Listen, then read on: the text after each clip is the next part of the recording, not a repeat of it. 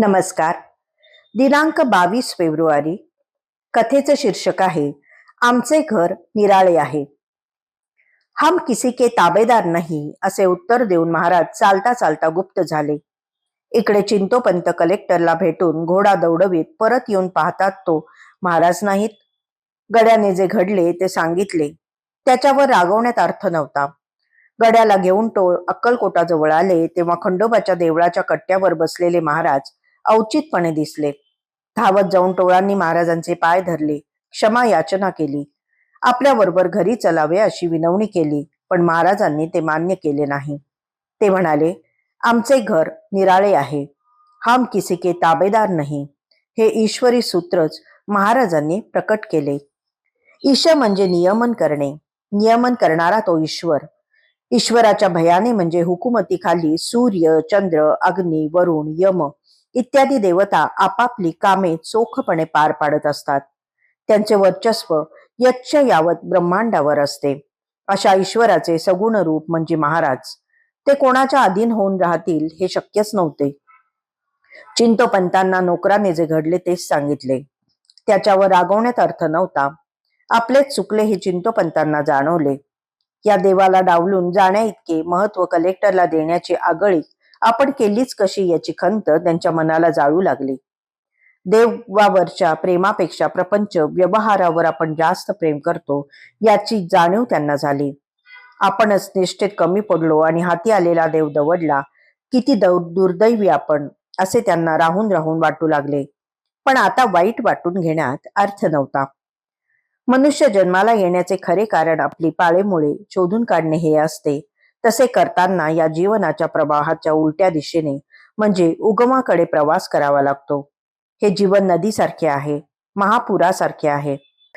दुथडी भरून वाहणाऱ्या या प्रवाहात सारेच जण वाहत चाललेले असतात. काही तरतात, काही बुडतात, काही गटांगळ्या खाऊन घाबरे गुबरे होतात. आज अब्जावधी वर्षे हे आणि असेच चालले आहे. किती आले किती गेले याची गणतीच नाही. या प्रवाहाच्या उलट्या दिशेने जाण्याचा खरा पुरुषार्थ असतो, असेच सारे संत, महात्मे व अवतारी पुरुष सांगत आले आहेत. पण सारेच जण त्याकडे दुर्लक्ष करतात. आपणही तसेच केले. अगदी अडाण्यासारखे वागलो आपण. खरेच चुकलेच आपले. अशा प्रकारचे विचार टोळांच्या मनात वावटळीसारखे येत होते. गड्याला घेऊन ते घोड्यावरून अक्कलकोटाकडे निघाले. प्रत्यक्ष परब्रह्म सांगाती घेऊन जाण्याचे भाग्य चिंतोपंतांना लाभले खरे, पण ते राखण्या इतका खंबीरपणा त्यांच्याजवळ नव्हता. परब्रह्म गवसल्यावर प्रपंच दूर लोटावा हे ज्ञान त्यांना नव्हते.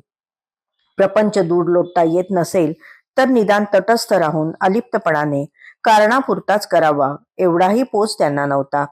आपली चूकच झाली हे त्यांना जेव्हा कळले तेव्हा परब्रह्म हातातून निसटून गेले होते. खरे तर देवाला राहण्यासाठी राजवाड्यांची, महालांची, मोठमोठ्या विस्तीर्ण मठ मंदिराची आवश्यकता नसते. त्याला फक्त प्रेमाने ओथंबलेल्या मुठी एवढ्या काळजाची गरज असते. ते मिळाले की तो ब्रह्मांड सावरणारा परमेश्वर तेथे सुखाने नांदतो. हेच त्याचे खरे निवासस्थान आहे. घर आहे तेच त्याचे खरे वैभव आहे, ऐश्वर्य आहे. आमचे घर निराळे आहे हे महाराजांचे शब्द याचीच दाहक जाणीव करून देतात. चटका लावणारे हे शब्द आहेत. पूर्वीच्या काळी स्वयंपाक पाण्यात रमलेल्या, प्रपंचात गुरफटलेल्या स्त्रिया चुलीवरची गरम भांडी चिमटीत धरून उतरवीत असत. स्वयंपाक रांधून रांधून, चटके खाऊन खाऊन त्यांचे हात निबर झालेले असत. गार गरम या संवेदनाच त्यांना होत नसत.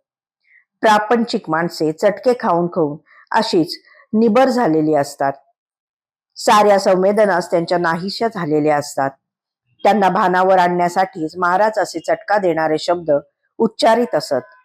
आणि कठोपनिषद तरी वेगळे काय सांगते आपल्याला? ते सांगते, उठा, जागे व्हा, जे काही मिळवायचे आहे ते जाणून घ्या. वस्तऱ्याच्या धारदार पात्यावरून चालण्या इतकी ही वाट दुर्गम आहे. हा इशारा विसरून कसे चालेल?